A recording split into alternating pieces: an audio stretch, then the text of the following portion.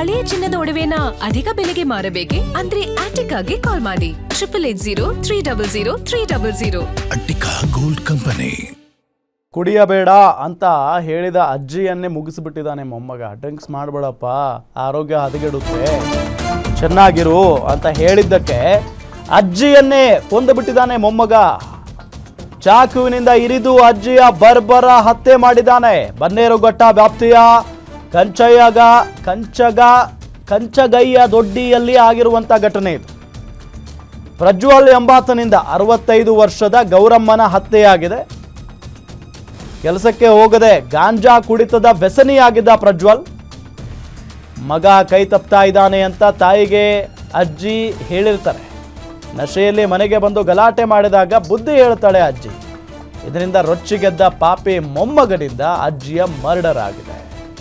ಮನೆಯಲ್ಲಿ ಯಾರೂ ಇಲ್ಲದ ವೇಳೆ ಅಜ್ಜಿಯನ್ನ ಕೊಲೆಗೈದಿದ್ದಾನೆ. ಮುಂಜಾನೆ ಮನೆಯ ಬಾಗಿಲು ತೆರೆದು ನೋಡಿದಾಗ ಘಟನೆ ಬೆಳಕಿಗೆ ಬಂದಿದೆ. ಘಟನಾ ಸ್ಥಳಕ್ಕೆ ಬನ್ನೇರುಘಟ್ಟ ಪೊಲೀಸರು ಭೇಟಿ ಕೊಟ್ಟು ಪರಿಶೀಲನೆಯನ್ನ ನಡೆಸ್ತಾ ಇದ್ದಾರೆ. ನೋಡಿ, ಚಾಕು ಕೂಡ ಅಲ್ಲೇ ಬಿದ್ದಿದೆ. ಕೆಟ್ಟ ಚಟ ಕಲ್ತಿದ್ದಂತೆ ಇವನು, ಪ್ರಜ್ವಲ್ ಅಂತ ಆತನ ಹೆಸರು. ಗಾಂಜಾ ಜೊತೆಗೆ ಡ್ರಿಂಕ್ಸು ಇದೆಲ್ಲ ಮಾಡ್ತಾ ಇದ್ದಂತೆ, ಗಲಾಟೆ ಮಾಡ್ತಾ ಇದ್ದಂತೆ ಮನೇಲಿ. ಬುದ್ಧಿ ಹೇಳಿದ್ದಾರೆ ದೊಡ್ಡವರಾಗಿ. ಬುದ್ಧಿ ಹೇಳಿದ್ದಕ್ಕೆ ಈತ ನಶೆಯಲ್ಲಿ ಬಂದು ಅಜ್ಜಿಯನ್ನೇ ಕೊಂದುಬಿಟ್ಟಿದ್ದಾನೆ. ನನ್ನ ವಿರುದ್ಧನೇ ಮಾತಾಡ್ತೀಯ ನೀನು, ನನಗೆ ಬುದ್ಧಿ ಹೇಳ್ತೀಯ ನೀನು ಅಂತ ಹೇಳಿ ಅಜ್ಜಿಯನ್ನೇ ಚಾಕುವಿನಿಂದ ಇರಿದು ಕೊಂದುಬಿಟ್ಟಿದ್ದಾನೆ ನೋಡಿ. ಡೀಟೇಲ್ಸ್ ಕೊಡ್ತಾರೆ ನಮ್ಮ ರಿಪೋರ್ಟರ್ ಅಂಬರೀಶ್ ಸಂಪರ್ಕದಲ್ಲಿದ್ದಾರೆ. ಅಂಬರೀಶ್, ಯಾವಾಗ ಆಗಿರುವಂಥ ಘಟನೆ ಇದು? ಡೀಟೇಲ್ಸ್ ಕೊಡ್ತಾ ಹೋಗೋದಾದ್ರೆ.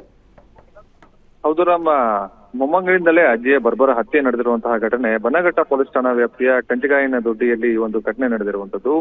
65 ವರ್ಷದ ಗೌರಮ್ಮನ ಏನಿದ್ದಾನೆ, ಈ ಒಂದು ಏನು ಅಜ್ಜಿ ಏನಿದ್ದಾರೆ, ಇವರ ಮೊಮ್ಮಗ ಪ್ರಜ್ವಲ್ ಕೊಲೆ ಮಾಡಿರುವಂತದ್ದು. ಈತ ಗಾಂಜಾ ಮತ್ತೆ ಏನು ಕುಡಿತದ ವ್ಯಸನೆ ಆಗಿರ್ತಾನೆ. ಎಲ್ಲೂ ಕೂಡ ಕೆಲಸಕ್ಕೆ ಹೋಗ್ತಿರ್ಲಿಲ್ಲ, ಹುಡುಗರ ಜೊತೆ ಓಡಾಡಿಕೊಂಡಿರ್ತಾನೆ.